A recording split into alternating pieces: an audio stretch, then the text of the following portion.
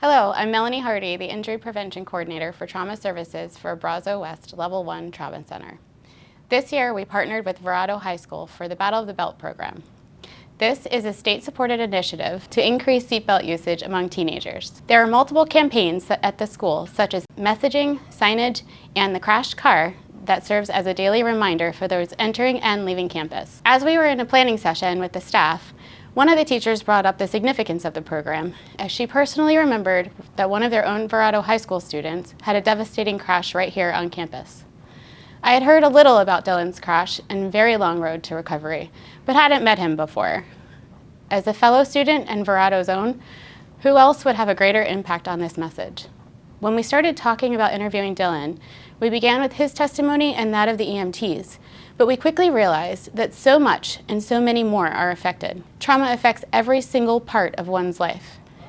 We are hoping to give just a glimpse of that grand scale of that effect with this documentary. One split second put him in the hospital, yes, but it affected not only him, but his family, friends, teachers, and his future. I would like to thank Dylan and his family for entrusting us and supporting this effort to bring the importance in doing what's in our power to do. Hello, my name is Dylan Miller. I was a student here at Verado back in 2019, and I was involved in a pretty severe car accident back in 2017. Everything I was trying to strive for was to be the ideal student athlete. You know, everything was finally coming together. You know, became a starter on the varsity football team, and you know, I had a terrific season. One day after leaving school, you know, the 2-3 seconds it takes to buckle up, but me being immortal and having everything going for me, thinking that nothing can harm me in the path that I'm on now, I don't buckle my seatbelt. And as I'm leaving the high school, we start sliding across the street, and then we hit the far side of the curb, and we roll about 2 or 3 times before the final rotation.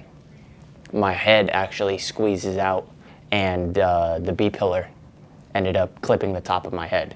There were 2 other passengers that were in my vehicle with me when I had crashed, and both of them had been safely restrained due to wearing their seatbelts, and minor scratches, and you know, they went home and ate dinner with their families that night. So December 6, 2017, right about probably 3 in the afternoon, when the high school lets out, we're dispatched to a 962 right in front of the high school. We know it's kind of a high traffic area, a lot of kids trying to get out, you know, go home, do their homework, get to work, whatever they got to do. And there was no traffic light here at the time to give them the right of way. So we kind of suspect it's probably a small wreck or something like that. We get a little follow-up information on the way, and it's initially just us and 1 ambulance. And we end up pulling up at about the same time, even though we're coming from opposite directions. We see a vehicle off in the desert on the south side of the road there, and 1 patient sitting on the curb, highly stressed from what's going on. And then Dylan's off kind of laying in the desert. We get him there. No signs of being aware, conscious, or anything like that. Our first thing we do is we try to triage, figure out the most critical patient. Then we try to determine whether one of us is riding in or not riding in, and then whether one of us is going to stay to treat in case we need to provide medications or we need to provide some kind of an ALS, you know, advanced life support type situation. And on this day, we like Chad said, we just quickly determined that he was most critical. He needed to go.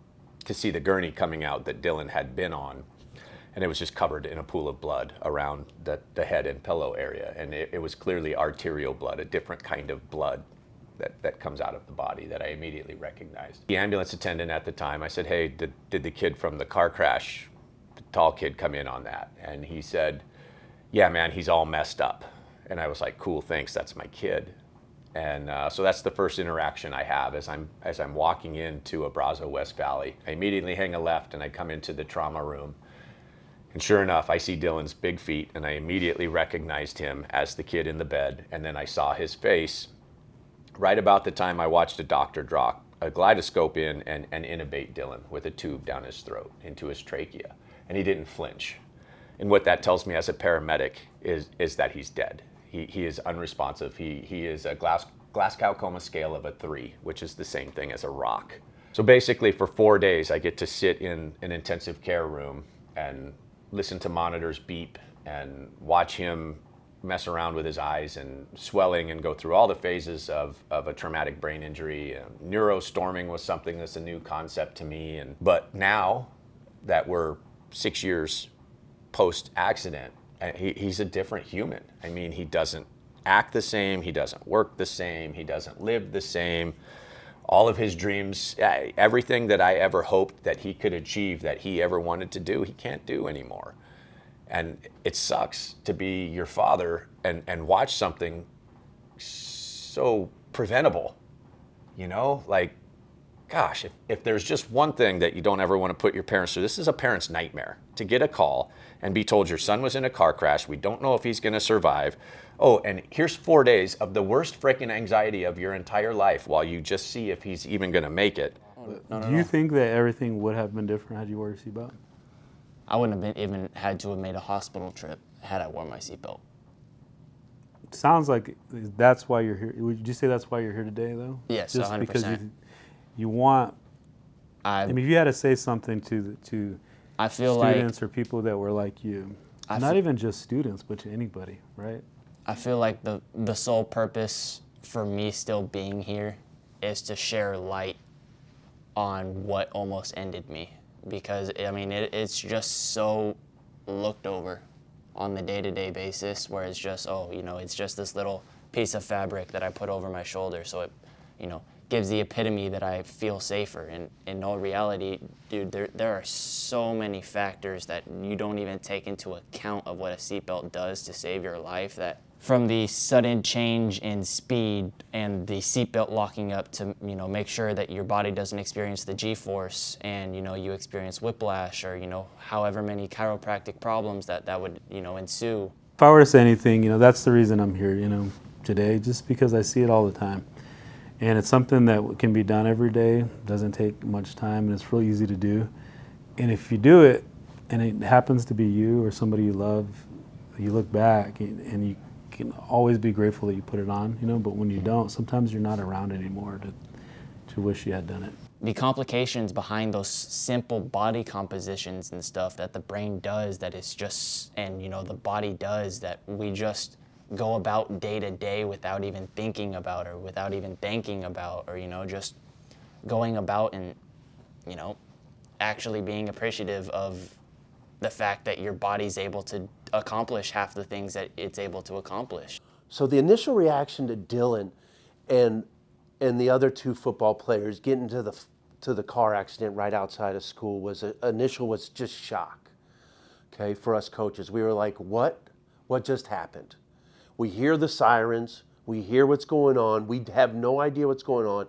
The impact on the community and the impact on our football team and our school community was emotional. He was fighting for his life. Brain damage. Part of his skull was taken off. It was really serious. We go to the hospital, tubes and everything all over the place. It was just, he's fighting for his life for weeks, for months. I've worked patrol a long time before working in the schools, but I've gone to a lot of car accidents. People wearing seatbelts, they're more likely to walk out of the accident with just, you know, minor injuries and that. Not using your seatbelts, you're more likely to either get ejected, get injured, or if the vehicle rolls, definitely get ejected. So. My name's Ashley Losh. I am a division chief with the Arizona Fire and Medical Authority, and in my 23 years in the fire service, I've been on thousands of car accidents. And there is one thing that every single one has in common, and that is somebody got distracted behind the wheel. All we're asking is that you please put down the phone and stop the distractions. It could save your life or that of someone you love. It's sad because it's like every time that I try to, you know, think back about the good days and everything else, it's always followed up by this just crushing wave of depression, in just the sense that I will never be able to experience those types of things with those types of boys, or, you know, maybe the types of the guys that I probably would have ended up meeting or being introduced to had I been able to go to college ball, and then, wherever that would have led me. And just kind of, I just kind of felt like I got shorted out of, a college experience and, truly a high school experience. I feel like every time that when I talk to someone who, recalls their great high school, quote unquote career, they say, their best part of high school was their second semester of their junior year. Yeah. And I was, I was in a coma. I lost it all. I have to live with that every day. Why couldn't I have just taken those extra seconds? Why couldn't I have just taken that time to, buckle my seatbelt? Why couldn't I have done this? Why couldn't I have done that? But waking up and having the doctor say, hey, you almost just died. You were in a severe car accident. I had to perform an emergency surgery on your head to allow your brain from exploding. You will never play football again. You now have a traumatic brain injury, and you will no longer be able to live a life that you thought you were going to be able to, from short-term memory issues to phases of depression to, anxiety and PTSD at the randomest of times.